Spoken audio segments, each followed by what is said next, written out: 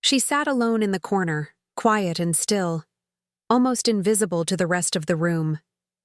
Her gray shawl hung loosely over her shoulders, her eyes fixed on the floor as the excited chatter of the crowd filled the recital hall.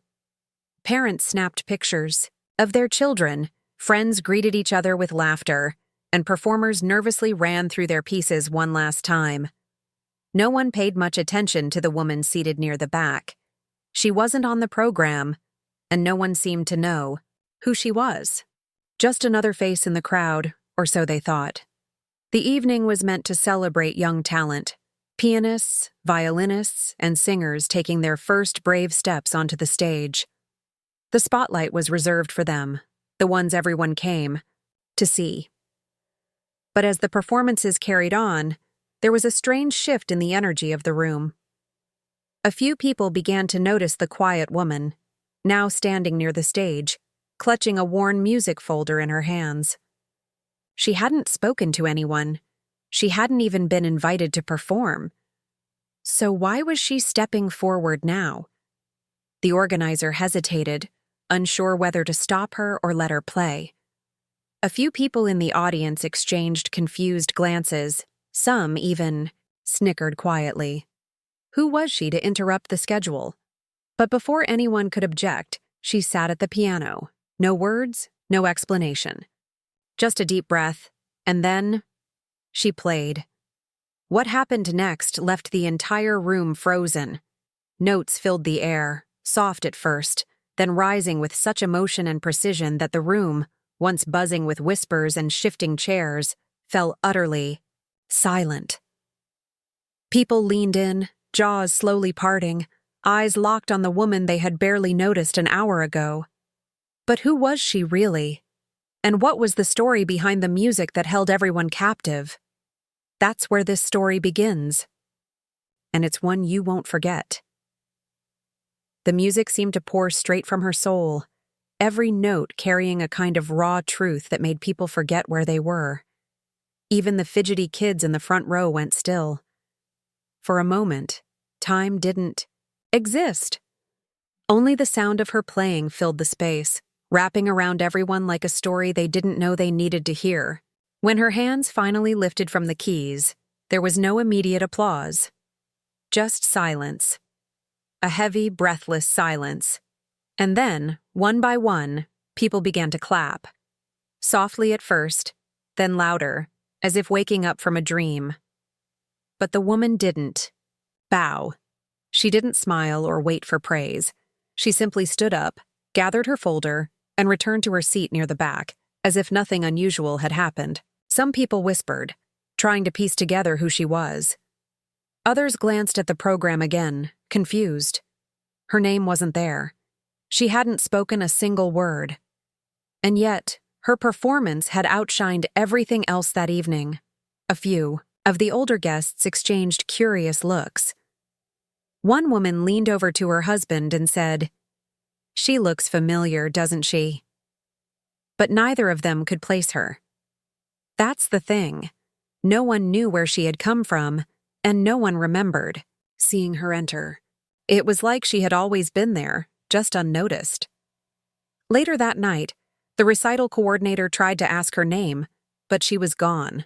No trace, no note, just the memory of her music lingering in the air.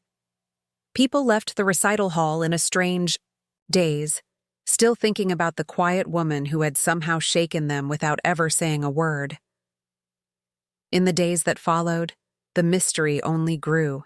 Someone uploaded a short video clip of her performance, and it spread faster than anyone expected. "Unknown woman stuns crowd with haunting piano piece," the headline read. But that only brought more questions. Who was she? Where had she learned to play like that? And what was the emotion behind that music that made everyone in the room feel like they'd been holding their breath? The answers were still out there, and not everyone would be ready for them.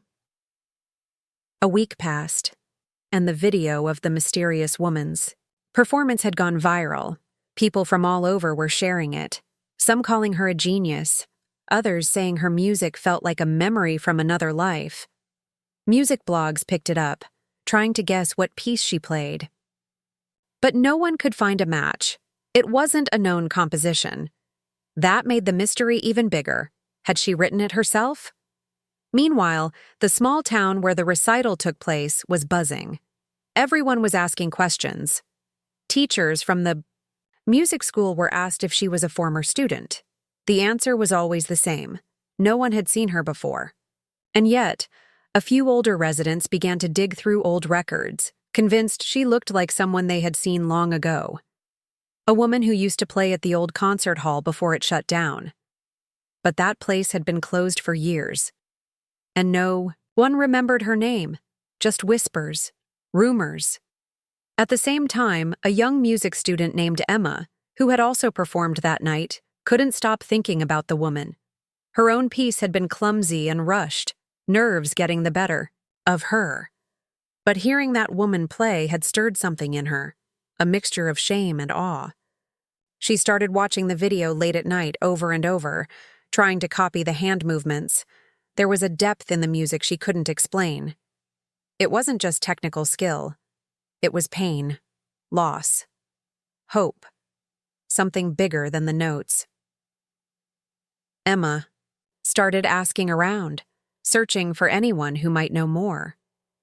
She visited the music school archives, flipped through old recital programs, even asked her grandmother, who had lived in the town all her life. One day, her grandmother looked at the video and went quiet. "She looks like Clara," she whispered. "But that's not possible. Clara disappeared. Who was Clara? Why had no one mentioned her until now? And what kind of story had left behind a woman with music powerful enough to silence a room, and then vanish?" The closer Emma got, the more it seemed like this wasn't just about music. It was about something long buried, something someone didn't want found. Emma couldn't let it go. Every day after school, she found herself digging deeper into the life of this woman, Clara, if that really was her name. The more she learned, the more questions surfaced. Her grandmother finally admitted that Clara had once been a rising star in the town's music scene, years ago. She was known for her haunting compositions and emotional performances. But one day, she vanished without warning. No goodbye, no explanation. Just silence. At the old library, buried in dusty boxes, Emma found a newspaper clipping from nearly 20 years ago. The headline read, "Local pianist walks away from rising career after tragedy." The article was short and vague, no mention of what the tragedy was. Just a line that hinted at a lost family member and a canceled tour. That was it. After that, Clara's name disappeared from the public eye. Meanwhile, the viral video had caught the attention of more than just curious locals. A well-known music producer reached out, hoping to find and sign the mysterious pianist. But no one had a phone number or even a full name. She had shown up, played, and vanished like a ghost. Reporters started showing up in town, asking questions, knocking on doors. Some people welcomed the attention. Others looked uneasy, like something about Clara's story made them nervous. One evening, as Emma walked home past the old concert hall, she noticed a faint light flickering through a broken window.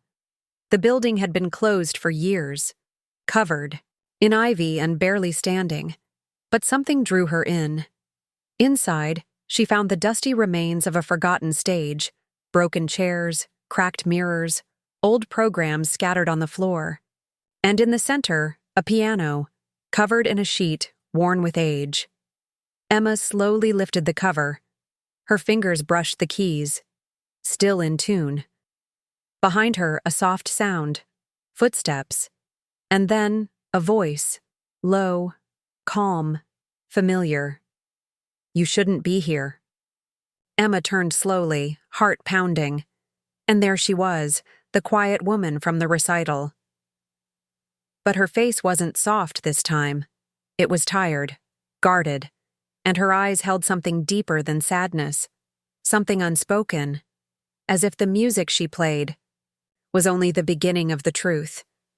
And now, Emma was too close to walk away. For a long moment, neither of them spoke. Emma stood frozen, unsure if she should run or stay. The woman, Clara, looked older than she had in the video, like years of silence had added weight to her frame. Her eyes were sharp, though, watchful, as if she had been expecting someone to come looking eventually. "I saw the video," Emma finally said, her voice barely above a whisper. "People are trying to find you." Clara sighed and looked away, her fingers brushing the edge of the piano like it was a part of her. "That was never supposed to happen," she said quietly. "I only played because I needed to feel something again. I didn't mean for it to be seen." Emma didn't know what to say. The room felt heavy, full of something unspoken. Then Clara looked at her, a flicker of something behind her eyes. "You wouldn't understand," she said. "No one does. They never did." "I want to," Emma said, stepping closer. "Please, who are you really?" Clara hesitated, then reached for a folder she'd tucked behind the piano. It was old, stained, filled with handwritten sheet music. She handed it to Emma with trembling hands. Inside was the same piece she'd played at the recital. Only it wasn't just a song, it was a story, a memory. The music told of love, loss, and betrayal. And at the bottom of the last page was a name Emma didn't recognize, Lena Hart. "Who's Lena?" she asked. Clara's face darkened. "My daughter." Emma's heart skipped. No one had ever mentioned a daughter. "She was the reason I stopped playing," Clara said, her voice barely steady. "And the reason I started again." But before Clara could say more, a noise echoed through the hallway. A door creaked open somewhere deeper in the building. Clara's expression changed instantly. Fear, not for herself, but for Emma. "You have to go," she said sharply. "Now." "Why?"